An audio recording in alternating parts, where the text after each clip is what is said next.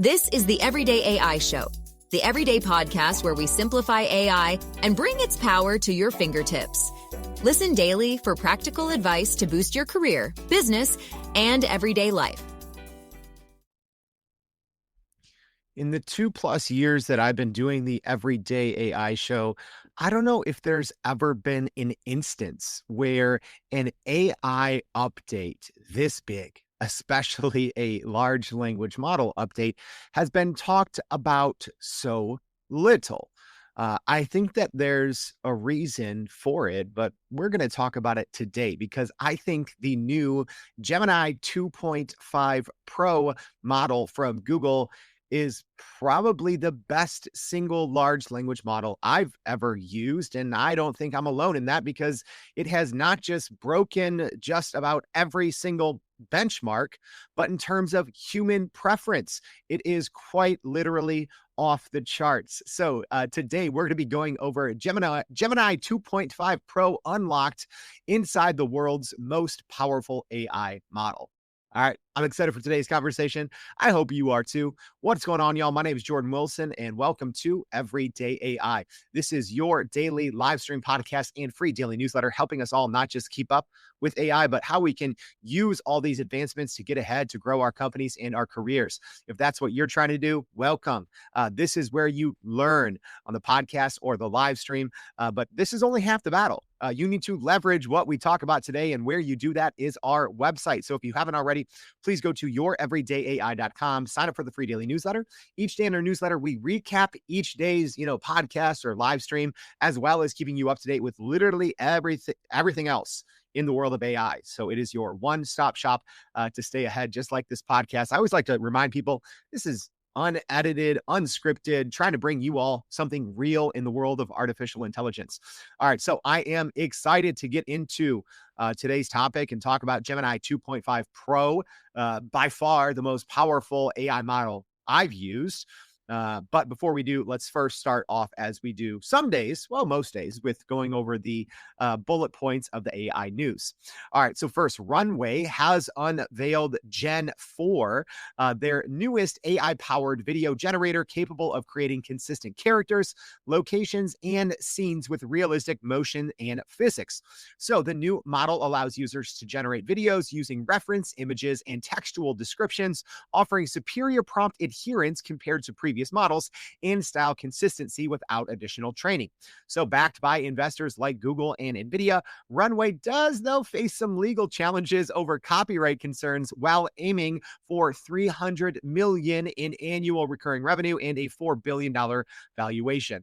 So a study warns that AI tools like Gen 4 from Runway could disrupt more than 100,000 U.S. entertainment jobs by 2026, raising concerns about the future of the film and TV industry. Yeah, that just goes to show how good these new models are. So yeah, Runway Gen 4, I think, is probably in Sora territory, maybe a little bit better. I mean, we'll see. It is just dropped, so I'm sure the reviews are going to be coming out. But I think, Google VO might have some competition. And hey, in terms of availability, Runway Gen 4 is available to everyone, like OpenAI's Sora is, whereas Google's VO2 tool is not available to everyone, at least inside of their platform. You can access it from third-party platforms, though. All right, our next piece of AI news, another record breaker. OpenAI has officially secured a record-breaking $40 billion funding round, valuing the company at $300 billion. So OpenAI has closed that historic $40 billion funding round, making it the largest private tech investment ever. All right, so it does value the ChatGPT creator at $300 billion, and the round was led by Japan's SoftBank, contributing $30 billion of that amount, with additional investments from Microsoft, interesting there, Thrive Capital, and others. The funding does come with a condition, at least from SoftBank. Their investment could drop from $30 billion to only $20 billion if OpenAI does not fully transition into a for-profit entity by the end of 2025. And that would require approval from both the California Attorney General and Microsoft in a resolution of these ongoing legal challenges from Elon Musk, which I think are pretty much theater. All right. And this also comes as OpenAI did just announce that their weekly active users has jumped up to 500 million. And OpenAI CEO Sam Altman did just say on Twitter that they added literally 1 million people in an hour, probably with all the Ghibli AI studio, video or photo generations. Also, this comes on the heels of OpenAI just announcing that they would release an open model. So pretty exciting news there. So make sure to follow along. We'll be following that news. All right. Last but not least, some big news from Amazon. They've unveiled Nova Act, a new AI agent to compete in the agentic race. Nova Act from Amazon is an AI agent capable of independently navigating web browsers to perform basic tasks such as filling out forms, making reservations, or ordering food. So the Nova Act SDK is a toolkit for developers, and it's available now as a research preview on nova.amazon.com, allowing developers to prototype agentic applications. Nova Act is developed by Amazon's AGI lab, co-led by former OpenAI researchers. According to Amazon, Nova Act outperformed OpenAI's and Anthropic's agents in internal tests. But despite those claims, Amazon has not yet benchmarked Nova Act on some more widely recognized evaluations like Web Voyager. Reportedly, Nova Act will play a critical role in Amazon's upcoming Alexa Plus upgrade, a generative AI enhanced version of Alexa, potentially giving Amazon a competitive edge through its massive user base. All right, so we're going to have a lot more on those stories and everything else you need to get ahead on our website at youreverydayai.com. So make sure you go there and sign up for the free daily newsletter if you haven't already. All right, enough chit chat. Let's get into Gemini 2.5 Pro. No one's talking about it. It's wild. Like the fact that we have a large language model that's available now with the capabilities that Gemini 2.5 Pro has, and hardly no one's using it, no one's talking about it, is pretty telling, right? Of a couple of things. I think this is a case of shiny AI syndrome, as I like to call it, right? I think that what Google has released can change fundamentally how we all do business, yet so few people are using it just because there's a new shiny AI object in the room, which is the new 4.0 image gen from OpenAI, really a groundbreaking visual model. And yes, we are going to be doing a show on that sometime soon. That one's going to require a lot of research. And speaking of that, even today's show, we're actually going to break it up into two chunks. So today we're just going to be talking about kind of the bullet points, high level, what's new. And then we're going to be doing a show maybe later this week or next week, kind of a part two. So let me know what more you want to see, what you want us to test from Gemini 2.5. So, our second part is going to be more hands-on and use cases, where today we're really just going over the bullet points of what's new. So make sure to let me know, live stream audience, what you want to hear from part two, use cases you want to see, all that good stuff. Speaking, hey, good to see you. Our YouTube family here, our LinkedIn. Thanks for tuning in, Michelle, Samuel, Jose, Shares, Kyle, Sandra, Jean, Big Bogey, Christopher, Brian. I can't get to you all. Thanks for joining. But do let me know, what questions do you have on Gemini 2.5? But let's start here. What the heck is new in Gemini 2.5? Well, there's a lot, and it's also a little confusing because, you might be having deja vu. You might be saying, okay, wait, there's new Google Gemini updates, out of nowhere. Didn't this just happen? Yes, it did. So we're going to be doing a quick recap also of what was released like literally 2 weeks ago. But first, let's talk high level of what's new in Gemini 2.5. And then we're going to be going over all of these kind of piece by piece. So some of the biggest things is now it is a technical hybrid model, although Google did not choose to call it a hybrid model. But what that means is it has built-in thinking. So Gemini 2.5 Pro is a thinking model. It uses chain of thought reasoning kind of under the hood. We've been talking about this a lot over the last few months, and we'll continue to talk about it a lot in 2025. This is the new direction that large language models are going. So Google following suit here with Gemini 2.5. So think of it this way. You kind of have your quote unquote old school, transformer models. And then you have your reasoners that essentially use more compute to kind of do this chain of thought thinking or chain of thought reasoning under the hood. So Google Gemini 2.5 kind of combines both. So if you have simpler tasks, at least in my testing, it still kind of goes through that reasoning or those thinking steps, although it's pretty quick. So it kind of depends, Google Gemini 2.5 kind of decides how much compute or how much thinking it needs to use. But that's probably one of the biggest, what's new. The other is the context window. Enormous.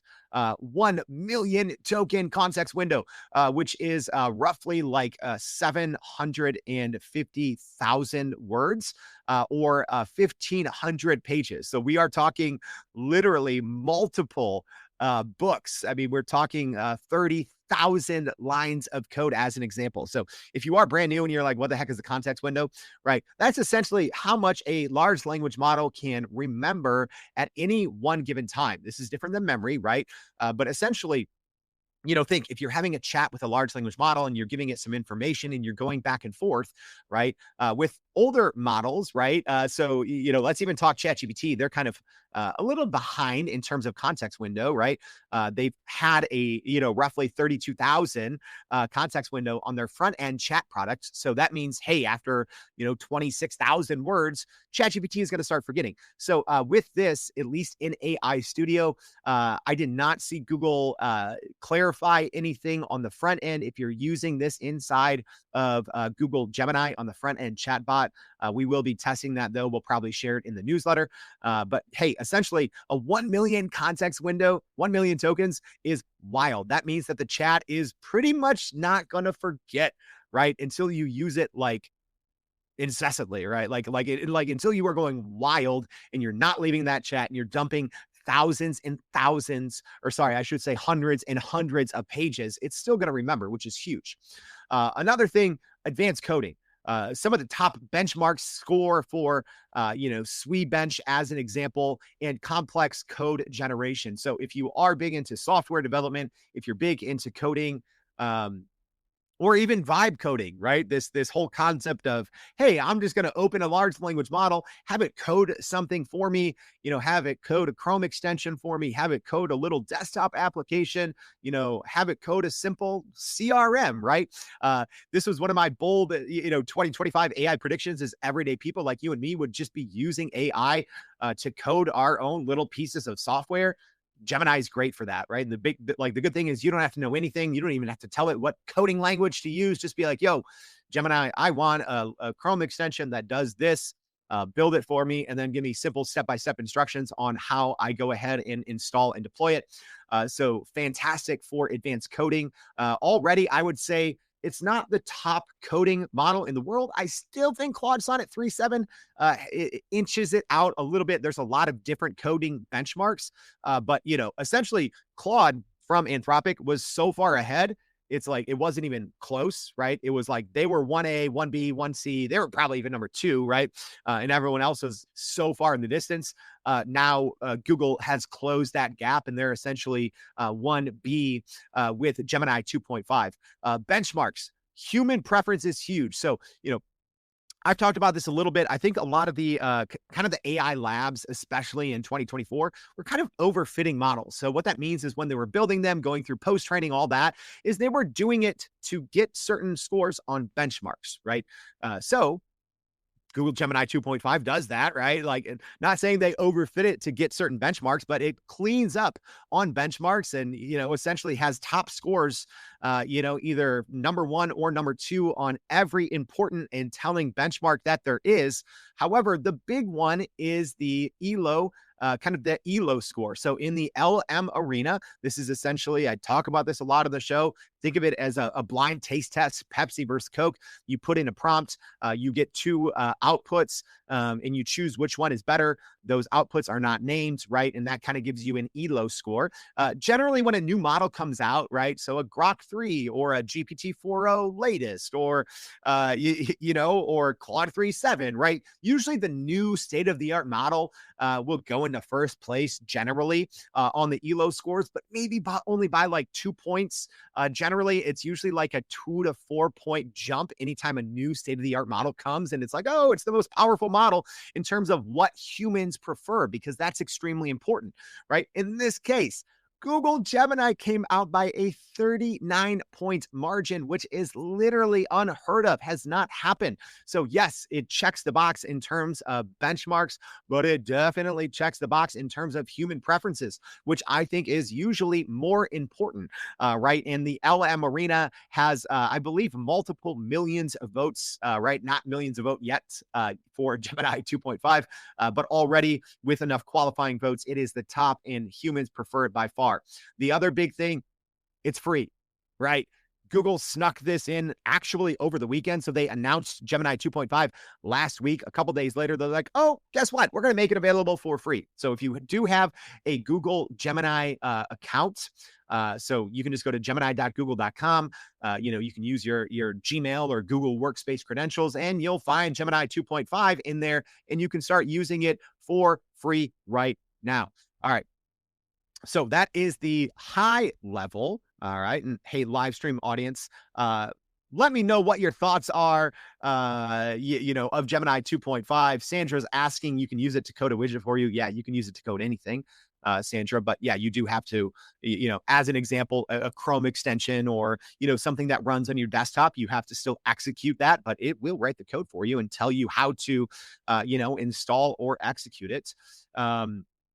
So let's go over, because you might be thinking, didn't this just happen? I'm confused. Wasn't there just new Gemini 2 point something updates? Yes, there were. Okay, so about 2 weeks ago, mid-March, if you go back and listen to episode 482, if you want the full updates, we gave it to you there. I love Google's new strategy here. Right. I think they had their original, December 2023 snafu where, they put out this fancy marketing video about their AI, and it turns out a lot of it wasn't true and it didn't work, and they kind of got dragged through the mud. And they spent the better part of 2023 and 2024 way behind. Ever since, I love what Google's doing. They're not coming out with flashy advertising, flashy marketing, big announcements, big hype. They just ship. Right? They just ship updates that are pretty amazing. So they did 2 weeks ago announce some pretty impressive updates that I still don't think people talked about. So if you want to know about that, you can go listen to that in episode 482, again, for free on our website. Yeah, if you didn't know, on our website, you can go and listen to every single episode we've ever done, interviewing some of the world's top experts on AI. But here's essentially what was announced in the mid-March version, so we can get this out of the way. So Gemini 2.0 Multimodal, which was huge. I think that kind of set the stage for this whole, GPT-4o image gen. Multimodal by default, amazing. I went over that. You can literally create a blog post with inline images. Wild, right? You can also edit images with natural language, kind of like what you can do now with GPT-4o's image gen. So mid-March, Google announced the Gemini 2.0 multimodal.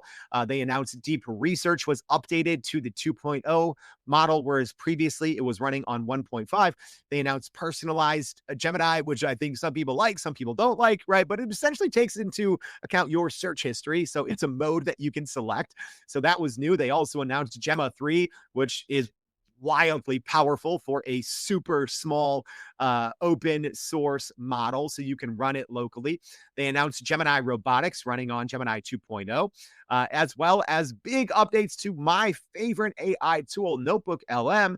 Also, they upgraded that as well under the hood to the Gemini 2.0 in a model, versus previously it was running on Gemini 1.5. All right, so if you're scratching your head and being like, wait, is Jordan like a month late on this? No, Google did just have a ton of big updates a couple of months ago.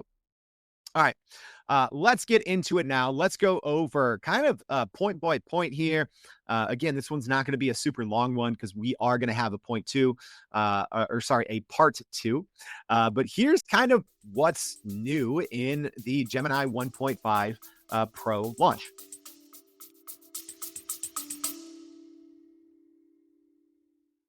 Are you still running in circles trying to figure out how to actually grow your business with AI? Maybe your company has been tinkering with large language models for a year or more, but can't really get traction to find ROI on Gen AI. Hey, this is Jordan Wilson, host of this very podcast. Companies like Adobe, Microsoft, and NVIDIA have partnered with us because they trust our expertise in educating the masses around generative AI to get ahead. And some of the most innovative companies in the country hire us to help with their AI strategy and to train hundreds of their employees on how to use Gen AI. So, whether you're looking for ChatGPT training for thousands or just need help building your front end AI strategy, you can partner with us too, just like some of the biggest companies in the world do. Go to youreverydayai.com/partner to get in contact with our team, or you can just click on the partner section of our website. We'll help you stop running in those AI circles and help get your team ahead and build a straight path to ROI on Gen AI. So, launched late March by Google and Google DeepMind as their most intelligent AI. The biggest thing, like we talked about, it focuses on built-in thinking or using that chain of thought. And this is huge. This is huge for reasoning, coding, context handling. There's a lot of new capabilities, and it does change what's possible for businesses. All right, so how can you access Gemini 2.5 Pro? Well, like I said, over the weekend, Google just with a tweet just said, oh, by the way, we're making this for free. So it is available for free to Gemini app users. So if you're using this inside the kind of Gemini chat, so gemini.google.com, right? Especially if you're on a paid account, you do have the option to turn off model training. So, you don't have to worry about the data that you share being used to train Google's model. So on the front end, you can access Google Gemini that way. You can also access it for free in Google AI Studio, which is a kind of a more experimental version and more of a sandbox. And I'm glad that Google has shifted their strategy after I don't know. I feel I did so many rants in 2023 and 2024 because Google for like a year kind of quote unquote hid their most powerful and capable models inside Google AI Studio, which is more for developers. And then they didn't even label or tell you what was powering their Gemini chatbot. So you had no clue, but usually it was running a model that was up to 6 months old. So not anymore. I love Google's new strategy here. Put the newest, the latest, the greatest model inside the front end Google Gemini chatbot, but you can still use Gemini 2.5 inside Google's AI Studio. And that is where you're going to be able to get that full 1 million context. Just keep in mind in Google Studio, Google's AI Studio, it is free, but there's no data protection on that end. So yeah, don't go and put, confidential proprietary company data inside Google AI Studio. It is more of a sandbox. Also, the enterprise path, it will be coming soon to Google Cloud Vertex AI in the coming weeks, right? So there's technically, I know it's a little confusing, right? There's so many different ways that you can access Google and Google Gemini, as well as inside their apps, right? So they didn't say yet, as an example, if their Gmail Gemini integration has been upgraded to 2.5. I'm not sure, but at least for right now, you can go access it, gemini.google.com, even for free. If you have a paid account, you have higher limits, as well as you can access it for free inside Google's AI Studio. And it will be coming soon, kind of across Google's family of products via the Google Cloud Vertex AI.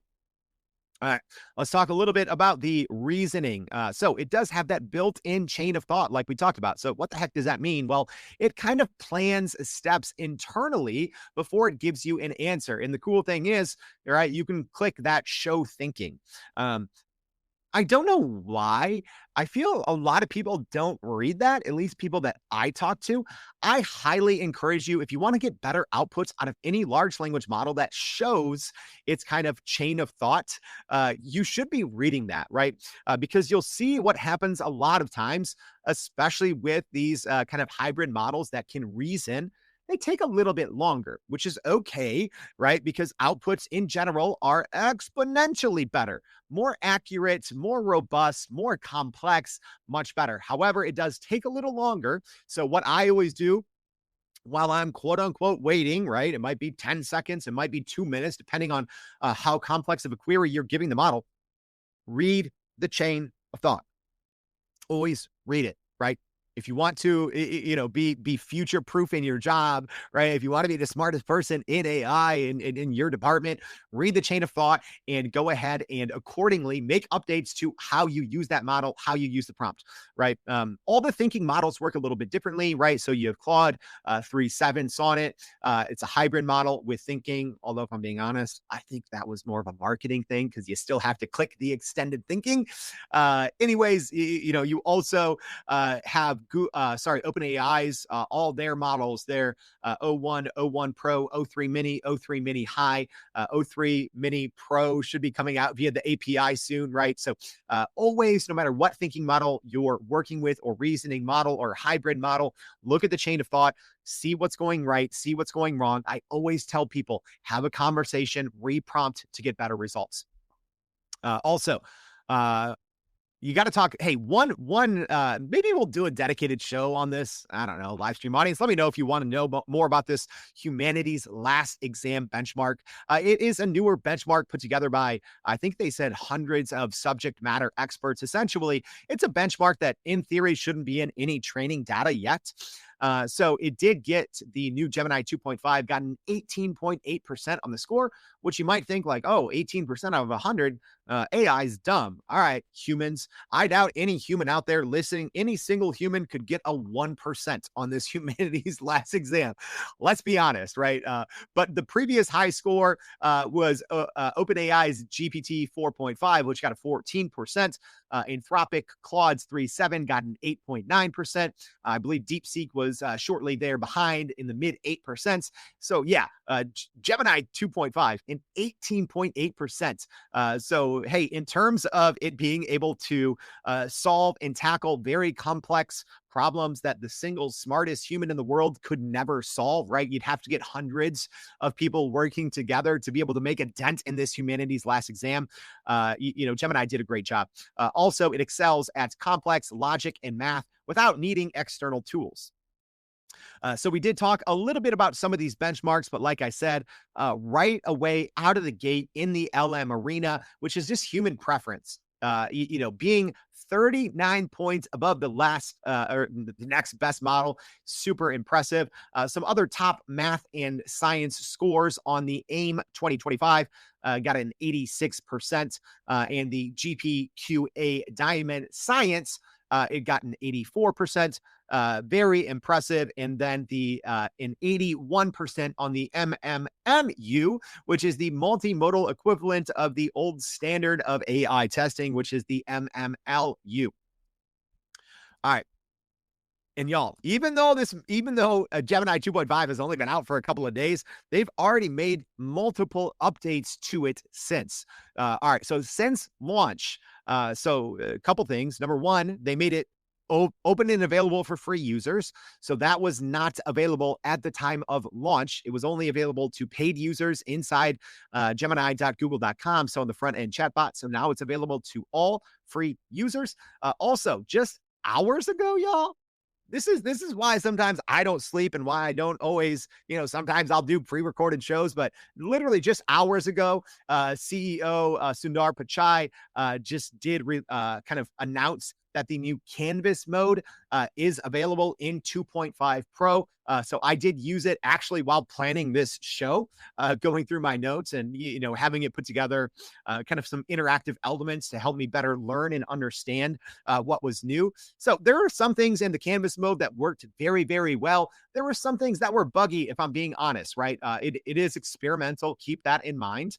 Also, they added support for third-party tools like Cursor AI.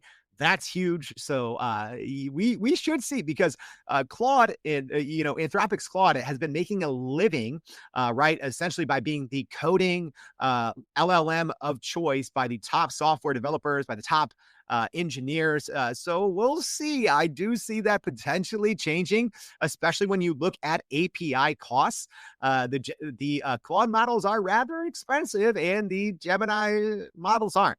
So we'll see what happens, and if Anthropic still is kind of the de facto model chosen for software developers. Also, Sundar Pichai hinted at future MCP support for Google Gemini. Pretty big news. So that's Model Context Protocol. I know we're going to do a dedicated MCP show soon, but essentially, if you've been seeing this little acronym floating around and you're like, what the heck is it, right? So essentially, you have APIs, right? So in the SaaS world, in the software world, right? APIs is essentially a language that softwares can talk to each other, right? APIs can sometimes kind of work for AI tools and large language models, but not necessarily.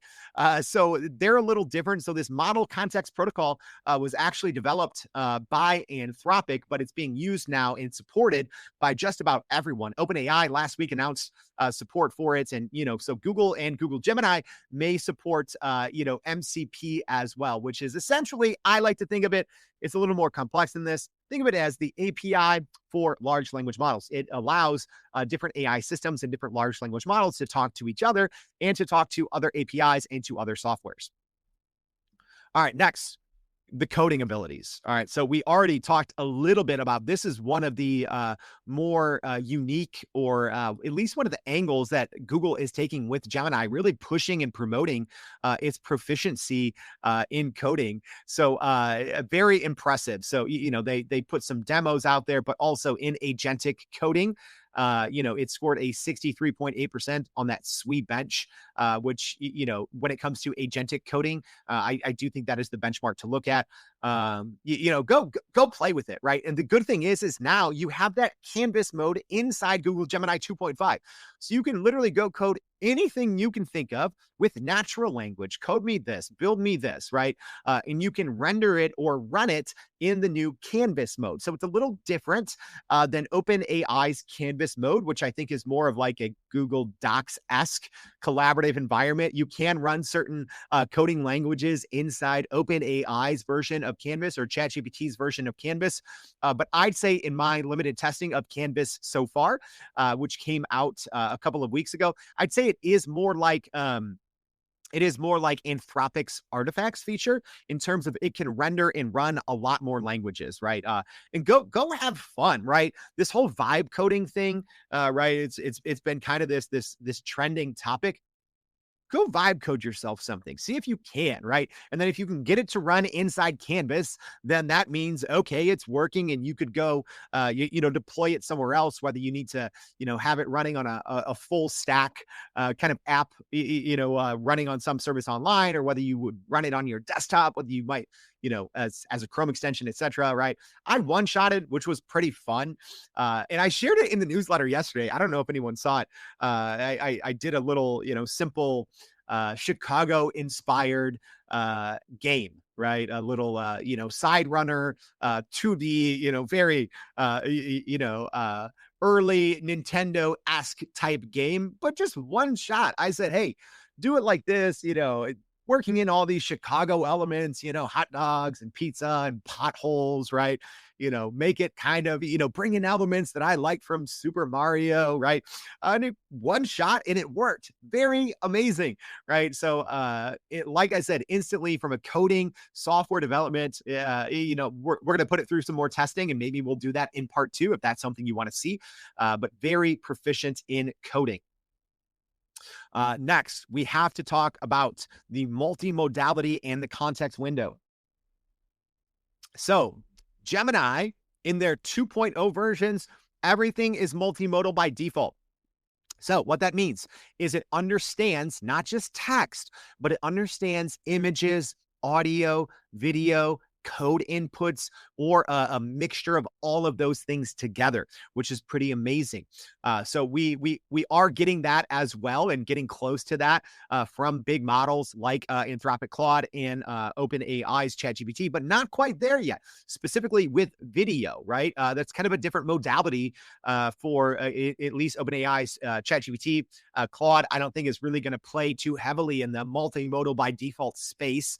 Although I feel they should, right? I think Claude was really hoping they could carve out their niche just with software, just with coding. But Google's like, hey, hold my MCP.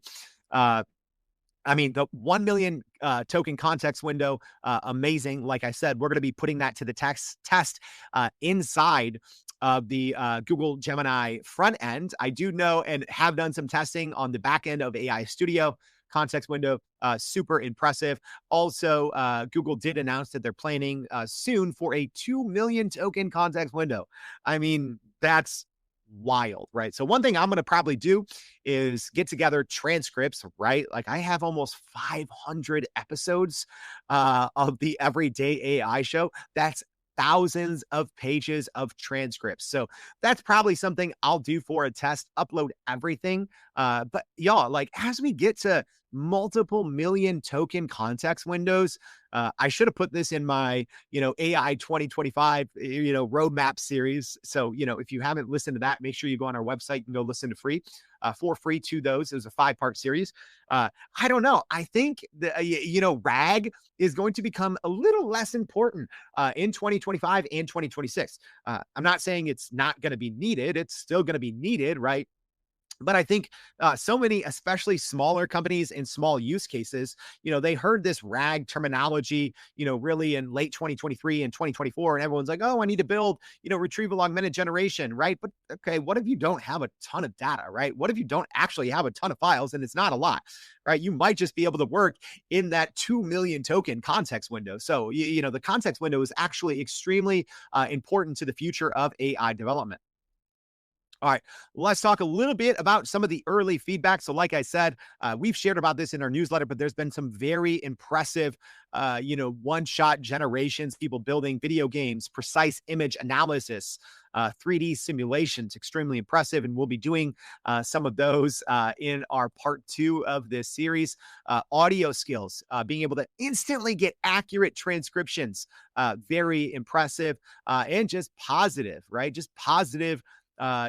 People are always like vibes, right? The vibes on 2.5, Gemini 2.5, pretty positive so far.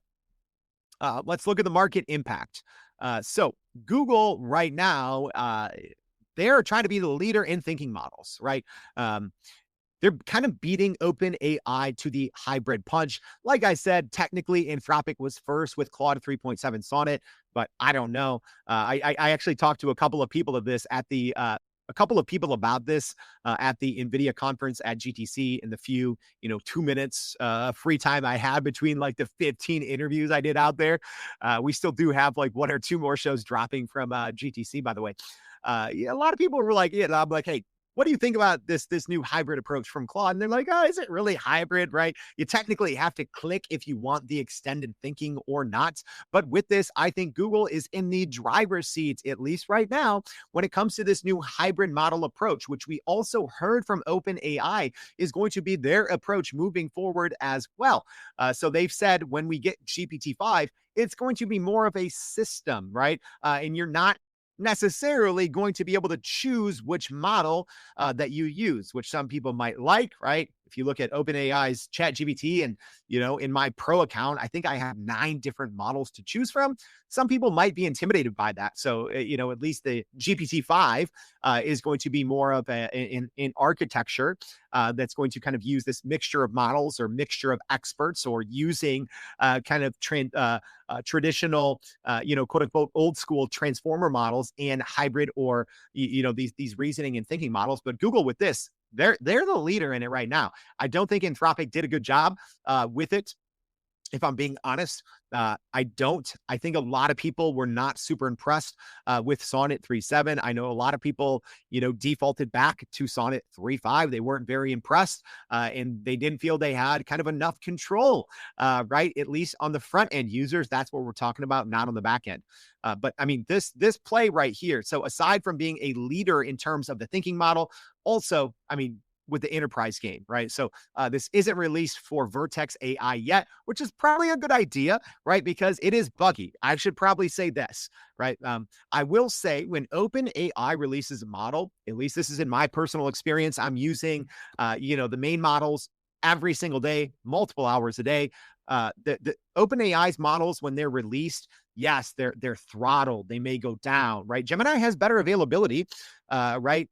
A lot of times, especially if you're on a free plan or, the basic $20 a month plan with ChatGPT and a new model comes out, it might be very slow or availability might be impacted, but when it is there, it works fairly well, I will say. So I will say that Gemini 2.5, although it's not, there's no slowdowns, there's no real outages, the availability is there.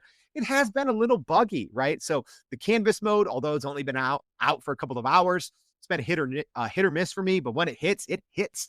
The same thing with the general, Gemini 2.5. It's been a little buggy, but it's experimental, right? I always run a series of tests, and sometimes we were getting not, I wouldn't say hallucinations, but some misdirections, right? One thing I always do to test its internet capabilities, I say, hey, what's the latest episode of the Everyday AI podcast by Jordan Wilson? So I see, okay, is it actually able to navigate to the web and find the latest episode? And instead, it gave me the weather, right? The weather was accurate, but that's not what I asked for. So, hit or miss so far. But I think once Google irons out some of those things, it's going to, be a very impressive and reliable model. But I think that's honestly why they haven't really released it for Vertex AI yet, right? So that's when you can, when you'll start seeing it deployed at scale, across many large enterprise organizations. But I do think that Google is taking more of a tiered approach and making sure individual users, people kind of using their sandbox in AI Studio, have a good experience. They're going to want to squash some of those bugs before they release it to the masses. All right. And then kind of last but not least, and hey, live stream audience, thanks for sticking with me. We are going to have a part 2. If you have any questions, get them in now. I'm going to scroll through, see if I can answer any. But last but not least, we have to look at the future outlook and updates. We are going to see some pricing updates probably soon for the API because I do believe there's going to be some heavy usage. Google has said that they're working on enhancing the reasoning and coding even further. So there will be some under the hood updates. That's another important thing to think about, right? So even though we saw this jump from, Gemini 2.0 to Gemini 2.5, that doesn't mean that Gemini 2.5 won't be updated until we get something like Gemini 3, right? Yeah, you have to kind of keep up with, sources such as Everyday AI, right? To see when some of these more under the hood model updates come out. But I do see it, I think they're going to squash some of these bugs, make some improvements. But the biggest thing is the ecosystem, right? I'll be interested to see when and if Google announces if Gemini 2.5 Pro or Gemini 2.5 is going to be rolled out with deeper integration into its ecosystem. So that means, right, and I expect it, better and deeper integration across, Google Sheets, Google Drive, Gmail, Docs, etc. I would love to see if we're going to get 2.5 in Notebook LM, in Google Gems, which is kind of their version of, GPTs, right? Creating kind of this personalized version of Google Gemini. Also, you got to get ready for the clapback now, y'all. That I think I'm going to end on, aside from your questions, because here's what happens. Anytime a model like this comes out and it is met with fanfare, and by fanfare, I mean a combination of traditional benchmarks. Google Gemini's got it. Human preference, they got it in the ELO. And then just overall vibes. Like I said, overall, people are loving the Gemini 2.5, but no one's talking about it. No one's talking about it because everyone's on, OpenAI's new 4.0 image gen, creating Ghibli studio pictures of their family, right?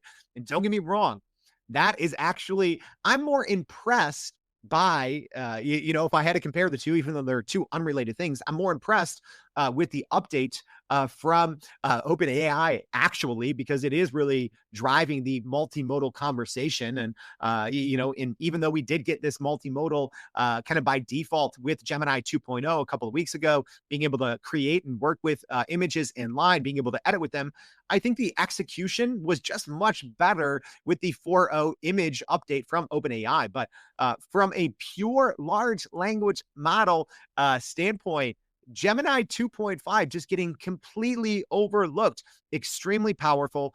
So we're going to be testing this in a part 2. So make sure, and if you are listening on the podcast, thank you.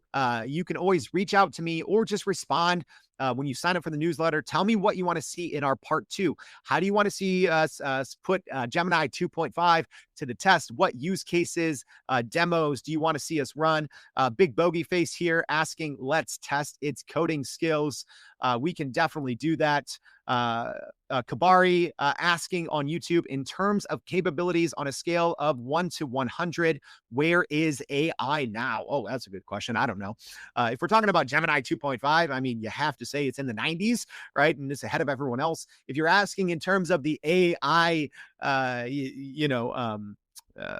a whole, I don't know, right? Because that 100 or the ceiling is constantly being raised, right? Again, if you would have told people 2 years ago that we would have models this capable, this powerful, available for free, I think you'd say no. Like, oh, that's not possible, but it is. Here we are. So the ceiling keeps getting raised. Denny asking, what about content creation for writing needs? Most of what was mentioned are video or tech kinds of needs. So I will say this, Denny, great question. And maybe that's something we can test as a use case, just kind of creative writing. But I do think that Gemini has always had a nice knack for creative writing, right? I think ultimately with proper prompt engineering, OpenAI has always been best. But if you're talking about zero-shotting and trying to get some good kind of creative writing, I think people have always preferred Claude. I think Gemini is right there in terms of, what you can get out of the box with just, hey, here's 5 examples, go mimic this. I think Google Gemini is actually great for that. And that's something I did do some testing on a little bit. Jose's asking, when do the live streams start? Yeah, they start 7:30 Chicago time. So yeah, if you're on the podcast, if you didn't know, this is unedited, unscripted. You can come in here, hang out, network, ask questions. We try to tackle everything as best as we can. All right, y'all. So I hope this was helpful. Got a couple of questions, couple of comments in here at the end. Again, we're going to have a part 2 where we're going to be breaking all of this down, go over use cases, do some things live, really push it to its limits. So make sure you join us for that and let me know what you want to see, what you want to hear. So thank you so much for tuning in. If you haven't already, go sign up for that free daily newsletter at youreverydayai.com. We're going to be recapping the highlights and what you need to know from today's live stream and podcast. If you didn't catch everything, don't worry, it's going to be in there, as well as everything else you need to get ahead to grow your company and career with generative AI. So if this was helpful, please subscribe to the podcast. Please leave us a rating. I'd appreciate that. I'd also appreciate, it always makes me smile a little bit. If you are listening on LinkedIn, click that repost button if this was helpful. We spend so many hours cutting through the BS, bringing you hopefully unbiased and just real information to help you make better decisions on your AI strategy and implementation. So if you could repost this, if it was helpful, I'd appreciate that. So thank you for tuning in. I hope to see you back tomorrow and every day for more Everyday AI. Thanks, y'all. And that's a wrap for today's edition of Everyday AI. Thanks for joining us. If you enjoyed this episode, please subscribe and leave us a rating. It helps keep us going. For a little more AI magic, visit youreverydayai.com and sign up to our daily newsletter so you don't get left behind. Go break some barriers, and we'll see you next time.